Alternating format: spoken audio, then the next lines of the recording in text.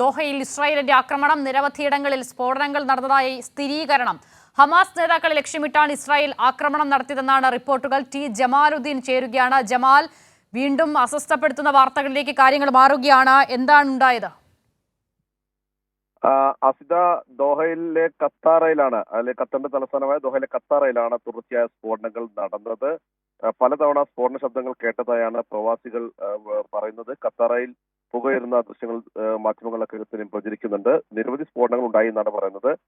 Hamas നേതാക്കളെ ലക്ഷ്യമിട്ടാണ് ആക്രമണം ഉണ്ടായത്. ഇസ്രായേൽ ഈ ആക്രമണത്തെ സ്ഥിരീകരിച്ചിട്ടുണ്ട്. ഇസ്രായേൽ തന്നെയാണ് ആക്രമണം നടത്തിയത് എന്നാണ് സ്ഥിരീകരിക്കുന്ന വിവരങ്ങൾ. ഇത് സംബന്ധിച്ച കൂടുതൽ വിവരങ്ങൾ അറിവായി വരുന്നതേയുള്ളൂ. ഏതായാലും നേരത്തെ മാസങ്ങൾക്ക് മുമ്പും ഇത്തരത്തിൽ ഇറാന്റെ ഒരു ആക്രമണം ദോഹയിലെ ഖത്തറിന്റെ വിവിധ സ്ഥലങ്ങളിൽ ഉണ്ടായിരുന്നു. അന്ന് അമേരിക്കൻ താവളങ്ങളെ, സൈനിക താവളങ്ങളെ ലക്ഷ്യമിട്ടായിരുന്നു അന്നത്തെ ആക്രമണമെങ്കിൽ ഇന്ന് ഇസ്രായേലാണ് ആക്രമണം നടത്തിയിരിക്കുന്നത്. ഹമാസ് നേതാക്കളെ ലക്ഷ്യമിട്ടാണ് ആക്രമണമെന്നാണ് ഇപ്പോൾ ലഭിക്കുന്ന റിപ്പോർട്ടുകൾ. ഇത് സംബന്ധിച്ച കൂടുതൽ വിവരങ്ങൾ അറിവായി വരുന്നതേ ഉള്ളൂ. ഏതായാലും മിഡിൽ ഈസ്റ്റിൽ വീണ്ടും ഒരു അസ്വാസ്ഥ്യം അല്ലെങ്കിൽ അത്തരത്തിലുള്ള രാഷ്ട്രീയമായ ചില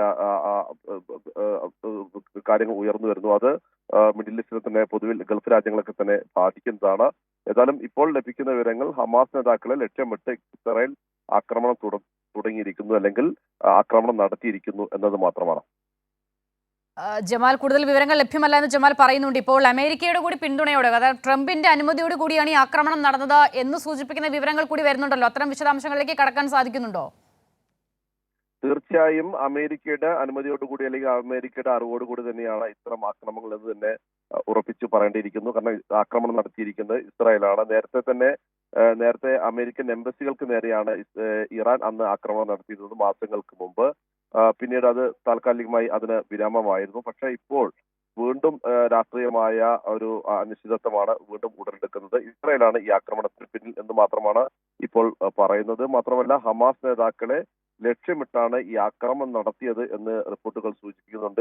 ഇസ്രായേൽ തന്നെ അത് സ്ഥിരീകരിക്കുകയും ചെയ്തിട്ടുണ്ട്. ആളപായമോ അല്ലെങ്കിൽ മറ്റ് നാശനഷ്ടങ്ങളോ സംബന്ധിച്ച് കണക്കുകളോ വിവരങ്ങളോ ലഭ്യമായിട്ടില്ല.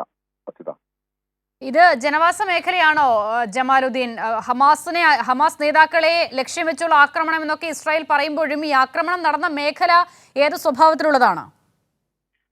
ജനവാസ മേഖലയല്ല എന്ന് മാത്രമാണ് ഇപ്പോൾ ലഭിക്കുന്നത്. ദോഹയിലെ ഖത്താറയിലാണ് സ്ഫോടനമുണ്ടായത്. ഇവിടെ തുടർച്ചയായ സ്ഫോടനങ്ങൾ ഉണ്ടായി എന്നാണ് പറയുന്നത്.